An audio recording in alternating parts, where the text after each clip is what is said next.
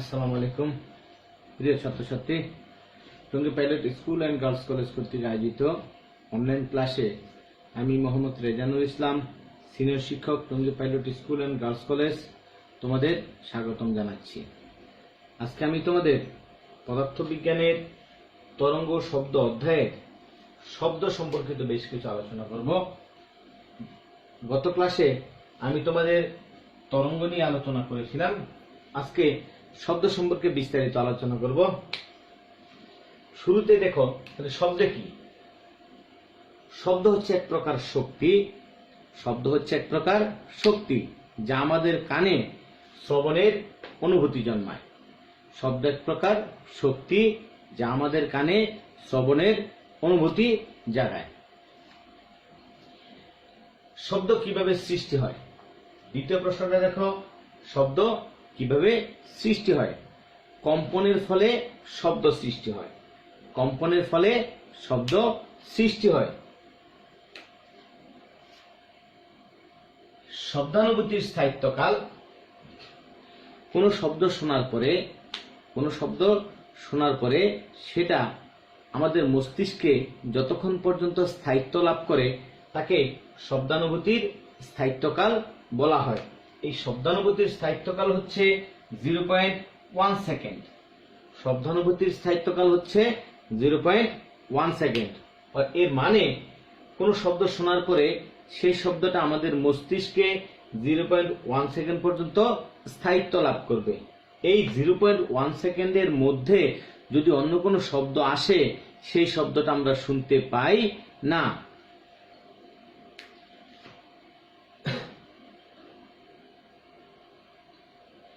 এরপরে দেখো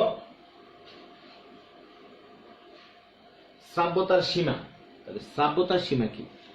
আমরা একটু আগেই বলেছি কম্পনের ফলে শব্দের সৃষ্টি হয়, কিন্তু সকল কম্পন দ্বারা সৃষ্ট শব্দ আমরা শুনতে পাই না।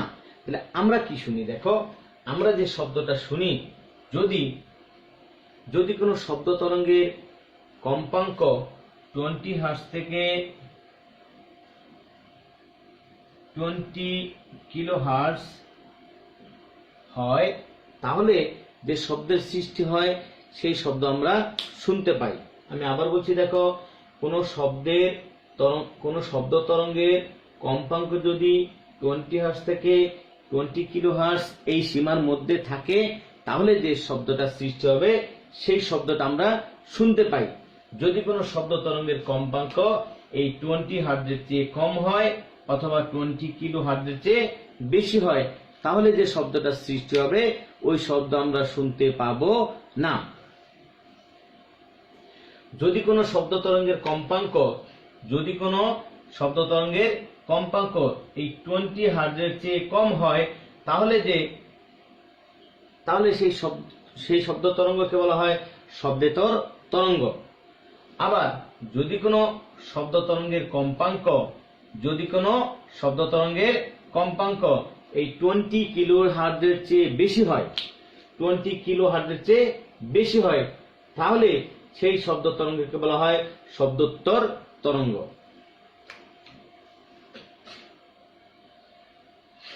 তাহলে দেখো, আমরা যদি কোনো শব্দ তরঙ্গের কম্পাঙ্ক এই 20 হার্টজ থেকে 20 কিলো হার্টজ এই সীমার মধ্যে থাকে তাহলে যে শব্দটা সৃষ্টি হবে ওই শব্দ আমরা শুনতে পাবো, অন্যথায় শুনতে পাবো না। আরেকটি কথা হচ্ছে, যদি কোনো শব্দ শোনার পরে সেই শব্দটা আমাদের মস্তিষ্কে 0.1 সেকেন্ড পর্যন্ত স্থায়িত্ব লাভ করে। এই 0.1 সেকেন্ডের মধ্যে যদি অন্য কোনো শব্দ আসেও সেই শব্দটা আমরা শুনতে পাবো না। এই 0.1 সেকেন্ডে বলা হয় শব্দানুভূতির স্থায়িত্বকাল। এরপরে দেখো, প্রতিধ্বনি কাকে বলে? প্রতিধ্বনি হচ্ছে কোন উৎস থেকে সৃষ্ট শব্দ দূরবর্তী কোনো মাধ্যমে বাধা পেয়ে উৎসের নিকট ফিরে এলে মূল ধ্বনির যে পুনরাবৃত্তি হয় তাকেই প্রতিধ্বনি বলা হয়। তাহলে দেখো, আরেকবার বলছি, কোন উৎস থেকে সৃষ্ট শব্দ। এখানে যদি আমাদের একটি উৎস থাকে, ধরি এইখানে আমাদের একটি সোর্স আছে, এখান থেকে একটি নির্দিষ্ট ধরলাম ডি দূরত্বে এখান থেকে দেখো ডি দূরত্বে একটি প্রতিফলক আছে।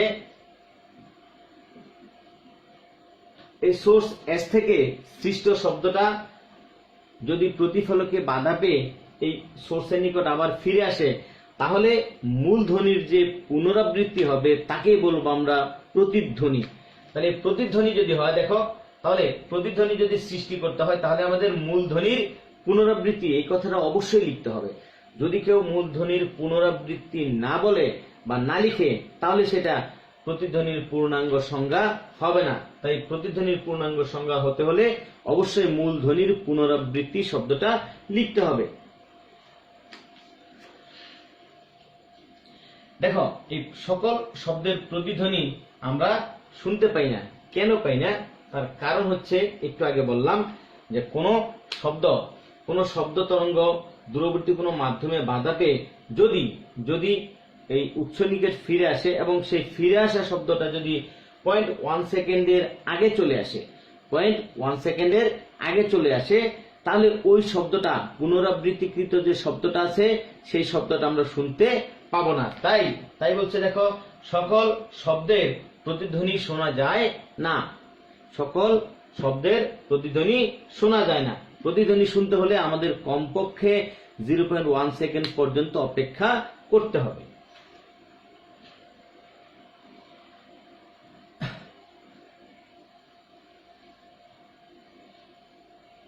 এরপরে দেখো 7 নম্বর যে প্রশ্নটা আমি লিখেছি, উৎস এবং প্রতিফলকের মধ্যবর্তী দূরত্ব সর্বনিম্ন কত হলে আমরা প্রতিধ্বনি শুনতে পাই?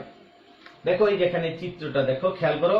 যদি এটা সোর্স হয়, উৎস থেকে প্রতিফলকের মধ্যবর্তী দূরত্ব যদি ডি হয়, তাহলে প্রতিধ্বনি শুনতে হলে এই সোর্স থেকে যে শব্দটা তৈরি হবে, এই শব্দটা প্রতিফলকে যাওয়ার সময় সে ডি দূরত্ব অতিক্রম করবে এবং এখান থেকে আবার ফিরে আসলে এইখানেও সে ডি দূরত্ব অতিক্রম করবে। তাহলে প্রতিধ্বনি শোনার জন্য শব্দ তরঙ্গকে কমপক্ষে 2D দূরত্ব অতিক্রম করতে হয়। তাহলে আমাদের অতিক্রান্ত দূরত্ব যদি s হয়, s সমান হবে d plus d equal to 2D। আমরা জানি শব্দের বেগ বা শব্দ তরঙ্গের বেগ বেগ, দেখো বেগ শব্দ তরঙ্গের বেগ সমান সমান দূরত্ব বাই সময়। তাহলে শব্দ তরঙ্গের বেগটা যদি v হয়, v সমান হবে দূরত্ব যদি আমাদের 2D হয়, এবং এই 2D দূরত্ব অতিক্রম করতে যে সময় লাগলো সেই সময়টা যদি t হয়, তাহলে d equal to 2D by v equal to 2D by t। এখান থেকে যদি d বের করি, d সমান দাঁড়াবে vt বাই 2। এখানে v হচ্ছে শব্দ তরঙ্গের বেগ এবং t হচ্ছে এই শব্দ তরঙ্গটি উৎস থেকে প্রতিফলকে গিয়ে আবার ফিরে আসার জন্য প্রয়োজনীয় সময়। এইখানে খেয়াল করো,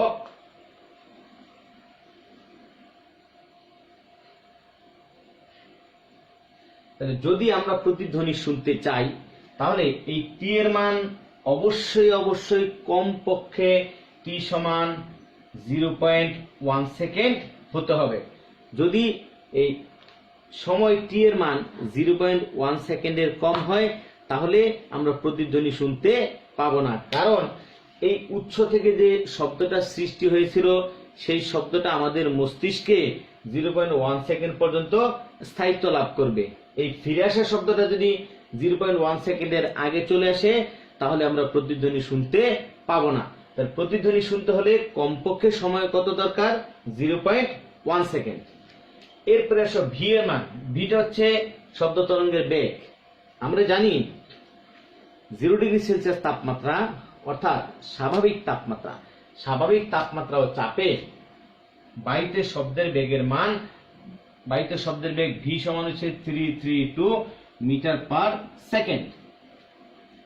তোমাদের বইয়ের কোথাও এই 332 অর্থাৎ 332 মিটার পার সেকেন্ডের পরিবর্তে কোথাও 330 মিটার পার সেকেন্ডও দেওয়া আছে।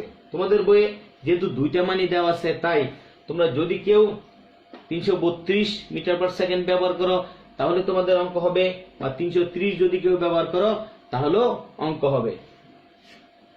এখন যদি আমরা মনে করি 0 ডিগ্রি সেলসিয়াস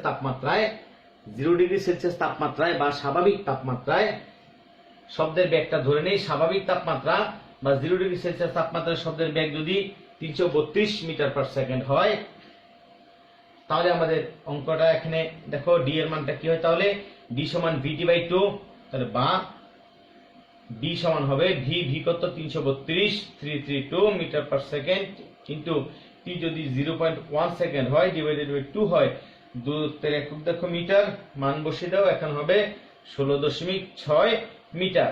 অর্থাৎ স্বাভাবিক তাপমাত্রায় উৎস এবং প্রতিফলকের মধ্যবর্তী দূরত্ব কমপক্ষে 16.6 মিটার হলে আমরা প্রতিধ্বনি শুনতে পাবো। এর চেয়ে যদি কম হয় তাহলে প্রতিধ্বনি শুনতে পাওয়া যাবে না।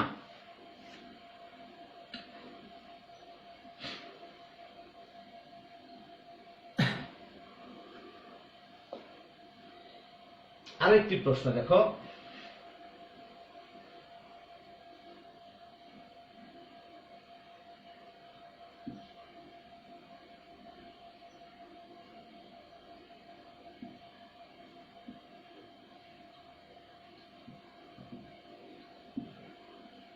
এখানে দেখো একটা প্রশ্ন লিখেছি আমি, গাণিতিক সমস্যা।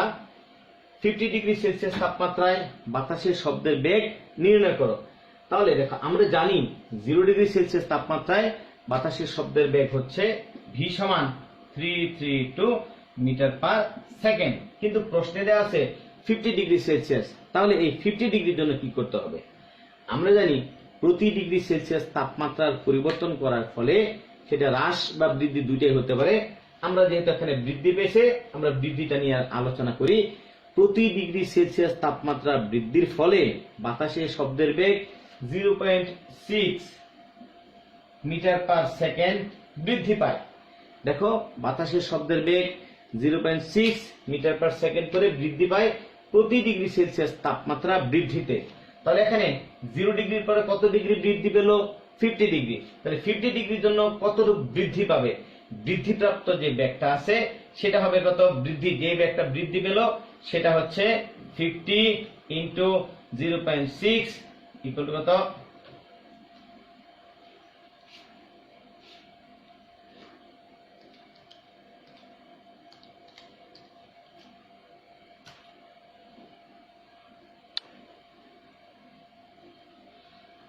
30 মিটার পার সেকেন্ড। এই 30 মিটার পার সেকেন্ড বেগ বৃদ্ধি পেয়েছে কেন?